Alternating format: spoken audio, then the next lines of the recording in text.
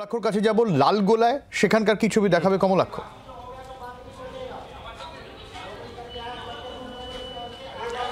দেখো, সামগ্রিকভাবে জঙ্গিপুর লোকসভা কেন্দ্রে এবং আমি লালগোলায় এই মুহূর্তে রয়েছি। এখনো পর্যন্ত একেবারে অনুকূল ভোটের পরিবেশ, ভোটের আবহাওয়া, শীতল আবহাওয়ার মধ্যে ভোট গ্রহণ শুরু হয়েছে। আমি তোমাকে দেখাবো যে লালগোলা রহমতুল্লাহ হাই মাদ্রাসা, যেখানে একদিকে রাজ্য পুলিশ, অন্যদিকে কেন্দ্রীয় বাহিনীর ঘেরাটোপে ভোট শুরু হয়েছে এবং মহিলা পরিচালিত বুথ, এই যে দুটি বুথ আমরা দেখতে পাচ্ছি, 1200-র উপর ভোটার দুটি বুথেই কিন্তু রয়েছে এবং সেখানে তুমি দেখতেই পাচ্ছ ইতিমধ্যেই লাইন, এবং একদিকে সংখ্যালঘু মানুষজন, মহিলাদের লাইন, এবং অন্যদিকে কিন্তু পুরুষদের লাইন আমরা দেখতে পাচ্ছি। এবং আমার সঙ্গে এই মুহূর্তে রয়েছেন একরামুল হক, 77 বছর বয়সী বৃদ্ধ, প্রথম ভোট দিলেন এবং একরামুল বাবু চিরায়তভাবে দীর্ঘকাল ধরে প্রথম ভোট দিয়ে আসেন। এই অভিজ্ঞতাটা কেমন একটু জিজ্ঞেস করব।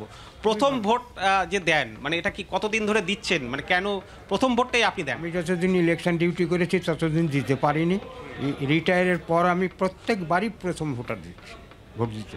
এটা কি আপনার খুবই মানে বিশেষ ইচ্ছা? বিশেষ ইচ্ছা মানে অনেক কিছু কারণ আছে, সেটা মনে আমি ভাবি। কোনো গণ্ডগোল হলে প্রথম দিকে হয় না। সকাল সকাল ঠান্ডা ঠান্ডা ভাব থাকে, মনটাও ভালো থাকে, ফ্রি থাকে। সকালে মর্নিং ওয়াক করি, এর জন্য আমি মর্নিং ওয়াক করতে এসে আমি ঢুকে পড়েছি প্রত্যেকবারও, গতবারও প্রত্যেক ভোটে। আমি লালগোলায় তো শুনেছি উৎসবের মেজাজে ভোট হয়, মানে অশান্তির আশঙ্কা তো সেই অর্থে খুব কম, খুব কম, হলেও খুব কম। বাইরের দিকে হতো, আগে হতো, এখন অনেকটা কম। আগে হতো, আমি ইলেকশন করেছি লালগোলা, তো অনেকটা এখন কম, আগে হতো।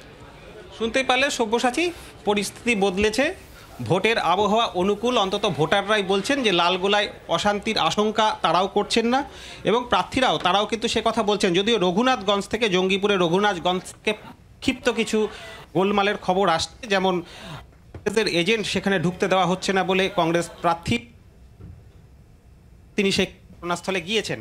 তবে সব মিলিয়ে কিছু বিক্ষিপ্ত অভিযোগ ছাড়া মোটের উপর সকাল 7টা একেবারে পরিপূর্ণ ভোটের লাইন এবং ভোট গ্রহণ শান্তিতেই শুরু হলো জঙ্গিপুর বা লালগোলা যেখানেই বলো।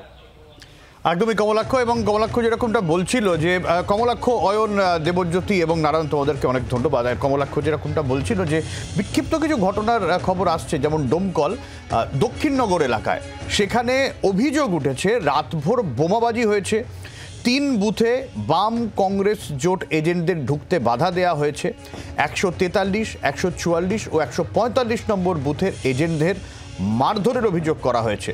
পুলিশ ও কেন্দ্রীয় বাহিনী এজেন্টদের বুথে পৌঁছে দেয়। যদিও পুলিশ পাল্টা এই প্রশ্নও তুলেছে, রাতভর যদি বোমাবাজি হয়ে থাকে তাহলে সকালে কেন অভিযোগ জানাচ্ছেন তারা, এই প্রশ্ন পুলিশ করেছে।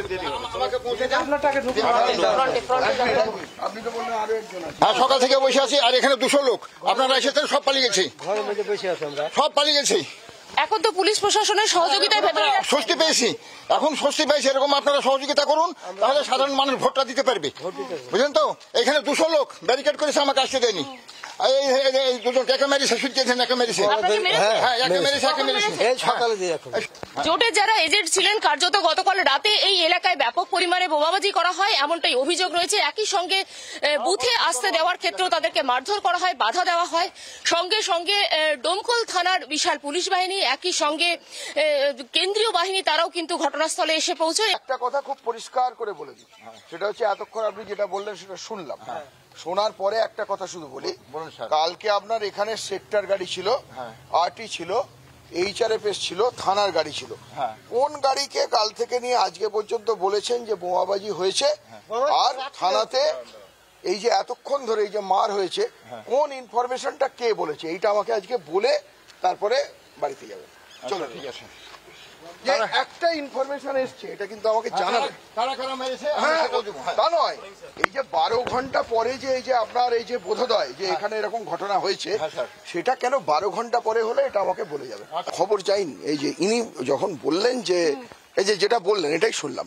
আচ্ছা, ঠিক আছে, আপনারা এই মানে জানা কোনটা, কোন খবর? মানে ওদেরকে যে ঢুকতে দেওয়া হচ্ছে না? হ্যাঁ, এই তো কতক্ষণ আগে ফোন করেছে, 7-8 মিনিট আগে ফোন করেছে। আচ্ছা, এরকম অভিযোগ কি আর কোথাও থেকে এসেছে? এখনো অবধি আসেনি। মকপল চলছে, আমরা দেখতে পাচ্ছি এজেন্টরাও কিন্তু এই মুহূর্তে ভেতরে ঢুকেছেন এবং এই দক্ষিণনগর এলাকার পাশাপাশি আরো কিন্তু বেশ কয়েকটা জায়গা থেকে এই অভিযোগই কিন্তু মূলত আসছে যে এজেন্টদেরকে ঢুকতে বাধা দেওয়া হচ্ছে।